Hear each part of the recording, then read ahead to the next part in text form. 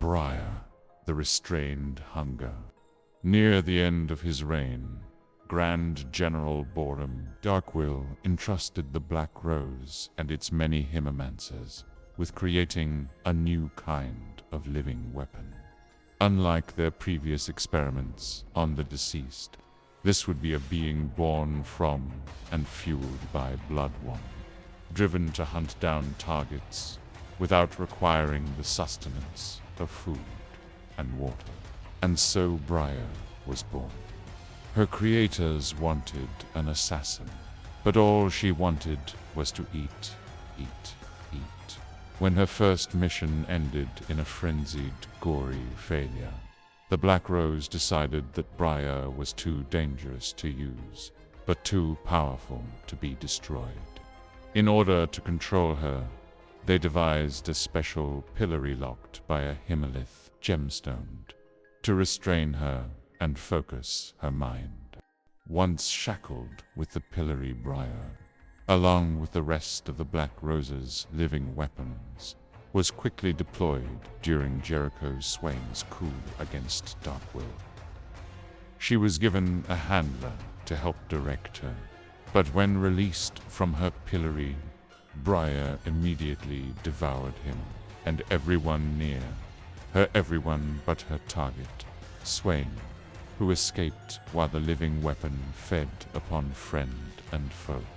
After an arduous capture, Swain's guards managed to trigger Briar's pillory and restore her restraint, enabling them to transfer her to their holding facility.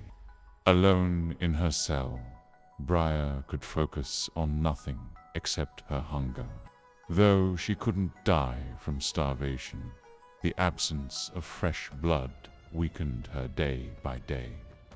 At first, she thought the chorus of crazed wails echoing round her room were her own starving thoughts, until she realized the sounds were drifting in from unseen neighbors. Did Swain's forces manage to capture other living weapons during the coup? Was she locked up with them now, each having failed their mission, their purpose? The voices cried out for blood, a sentiment Briar could relate to. But what she couldn't stand wasn't how often they did it, nor how loud they were, but that it was all they talked about. Their unrelenting hemomania was the most boring thing she had ever experienced. As hungry as Briar wasn't, she was hungry.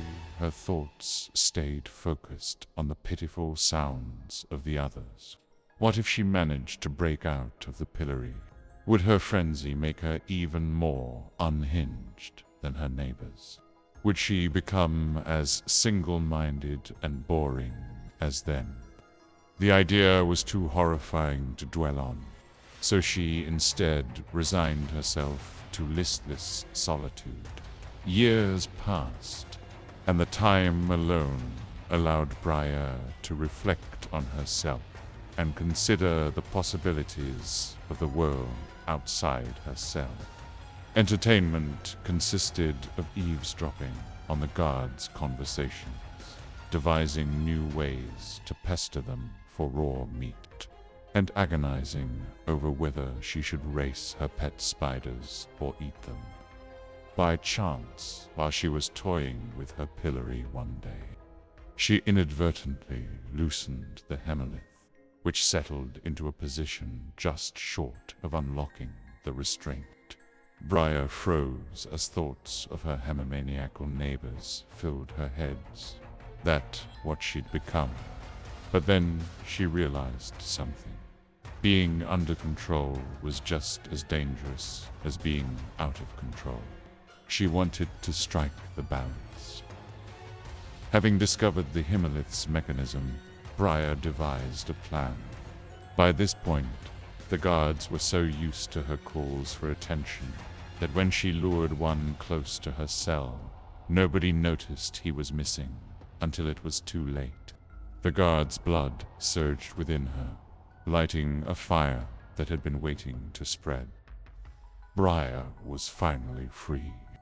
Now the living weapon gleefully roams the streets of Noxus, pillory locked back in place until she wants to unlock it, as she acclimates to the world outside, with the Black Rose monitoring the unexpected development. Brier eagerly learns all she can, making new friends and discoveries in a world she is starving to experience.